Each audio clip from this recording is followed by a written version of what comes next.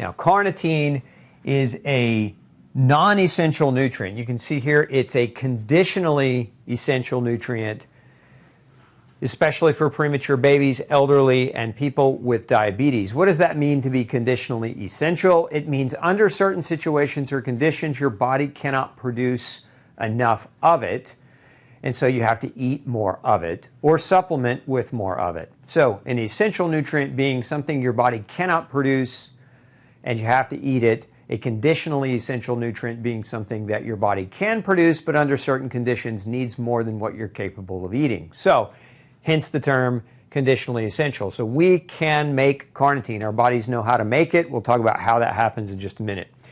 You see, made from lysine and methionine, but also requires nutrients like vitamin B and C and iron. The highest concentrations of carnitine are found in your heart, your liver, and your kidney. Now let's pull up a diagram here for you. You can see a little bit better, and we won't get too deep into this chemistry, but I did want to point a few things out, and that is we will take lysine. Lysine is an amino acid, so we can eat foods that contain lysine. We will also take methionine. So lysine plus methionine with several biochemical steps equals L-carnitine. So if you look at these diagrams here, here's your lysine, and you go through several different chemical reactions. This one here, point out, requires iron, that's Fe2, and ascorbate, and that's vitamin C. So in order to metabolize or to synthesize L-carnitine in the body, you also need iron and vitamin C to be able to do that. Coming down here, there's another reaction that requires pyridoxal 5-phosphate, which is just a fancy way of saying vitamin B6. And then there's another reaction that requires NAD, and that's just a fancy way of saying vitamin B3 or niacin. And then you can see this final reaction down here, which requires, again, iron and vitamin C. And why do I say that? It's because your body can make it, but if you're iron deficient, ladies, if you have iron deficiency anemia, or those of you that have gluten sensitivity, maybe you have iron deficiency repetitively and it hasn't been corrected, those are the people who can be at greater risk for not being able to adequately produce carnitine, because again, these nutrients are necessary to make it. So you need, again, the amino acid lysine. You also need methionine, which is also an amino acid. So again, these two here, along with iron, vitamin C, and vitamin B6 and vitamin B3. So if you're low in those nutrients, you might not be making enough carnitine, and that's what can put you at risk for the potential of having a deficiency. Now, let's talk a little bit about symptoms of carnitine deficiency. So what happens when your carnitine levels are too low? There's some simple things that we can talk about. One being an elevation in triglycerides. Now, your blood triglyceride levels, which are commonly measured when your doctor runs a chemistry panel. So typically, the reference range for triglycerides on a blood test is anything less than 150. So if you're under 150, that's classically considered normal. I like to see people really under 75. But high triglycerides, elevated, anything over 150 is considered high triglycerides by most doctors. And so this can be a symptom of carnitine deficiency. So if you've been treated, if you're being treated for heart disease and your triglycerides are staying elevated and you've done everything and taken all the medicines and your triglycerides are still not coming down, and even if you've changed your diet, because remember, elevation in triglycerides can be increased by excessive carbohydrate intake, because your body will convert those excessive carbs into triglycerides. So that's just another thing to consider, another thing to think about. But again, if your diet's dialed in, if you're grain-free, gluten-free, not over-consuming carbs, and your triglycerides are staying elevated, you might want to consider carnitine as a potential reason that's happening. We also have muscle cramps, muscle weakness, muscle wasting. So we see this a lot, especially in the elderly. partly because as you get older, you don't do as much, and so your muscles will atrophy or will shrink because of disuse. But we're not talking about disuse atrophy. We're talking about people who are trying to work out or trying to exercise. They're not able to maintain their muscles.